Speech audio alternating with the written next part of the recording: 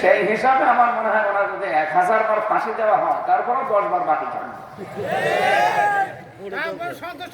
হ্যাঁ, তারপরও আমরা সন্তুষ্ট না।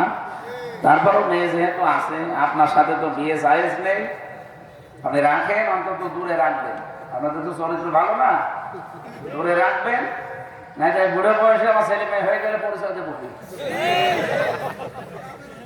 দূরে দূরে রাখবেন। আর ঝামেলা বেশি করলে যে মেয়েটার তো সমস্যা, একটু মাথায় সমস্যা না, মিথ্যা কথা বলে।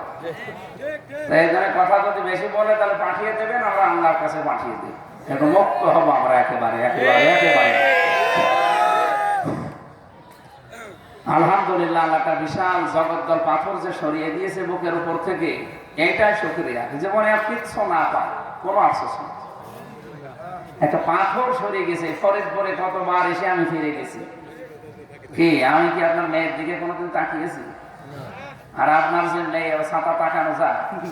হ্যাঁ, ফরিদপুরের এত বড় হাতের মতো এই লোকই তাই কন্ট্রোল করতে পারবে না, শেষ পর্যন্ত ছেড়ে দিয়েছে। আর আমার মতো হাত আমার শরীরে চলে না, আমরা তাকিয়ে করবো কি? তারপরও বিনা কারণে 3টা বছর আপনি রেখে দিলেন ফাঁসির কন্ডেম সেলের ভেতরে। কি আচরণ করলে! লাল দাগ দিয়েছিল আমার ফাইলে, যেন এটা জামিন দেওয়া না হয়। এই হচ্ছে বিচার ব্যবস্থা দেশে। আবার বলতো আমরা ন্যায় বিচার কায়েম করছি, এর নাম ন্যায় বিচার। এক একজনের নামে মামলা কত! আমার কাছে যারা আসতো বলেন, ভাই কয়টা মামলা দিয়েছে? একজন বলছে 313টা। একজনের মামলা দেখুন 556টা মামলা দিয়েছে তার। ও যদি জামিনও পায় তো সারা জীবন লাগবে শুধু হাজিরা দিতে। কি আরম্ভ করেছিলেন বলেন তো?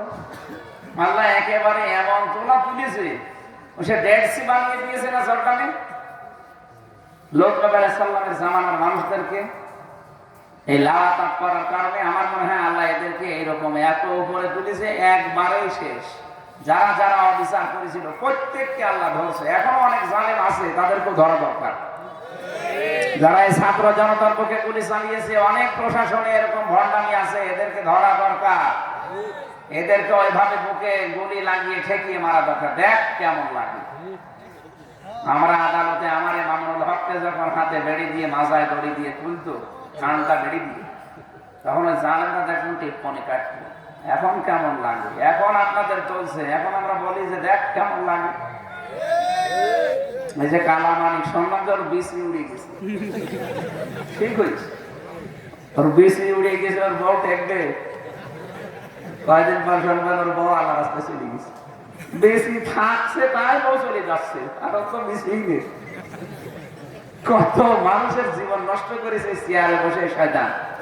সাইদি সাহেবকে ফাঁসি দিতে পারে না, এজন্য নাকি ওর জীবনের বড় আফসোস। এবার ওরে আফসোস দেখাচ্ছে। তো দুনিয়া গেল, আখেরাতে ওর জন্য ভয়াবহ শাস্তি আছে, কারণ ও নায়েবে রাসূলদের বিরুদ্ধে ছিল।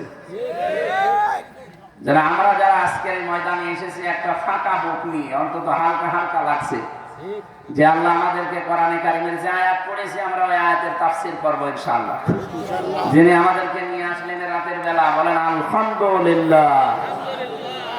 দরুদ আর সালাম পাঠ করছি আমাদের নবী মুহাম্মদুর রাসূলুল্লাহ সাল্লাল্লাহু আলাইহি ওয়াসাল্লামের প্রতি। যারা আদর্শ পেয়ে আমরা আসলে খুশি না বেজার? খুশি। মন থেকে আমরা খুশি তো? খুশি। আলহামদুলিল্লাহ। সূরা আহকাফ 35টা আয়াত আছে, মাত্র একটা আয়াত পড়েছি, 9 নম্বর আয়াতটা।